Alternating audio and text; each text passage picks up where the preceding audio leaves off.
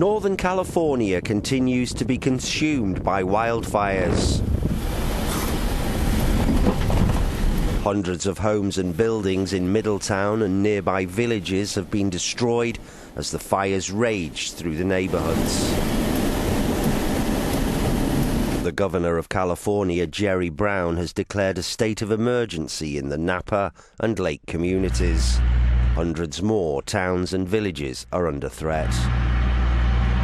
Thousands of people have been forced to flee the flames.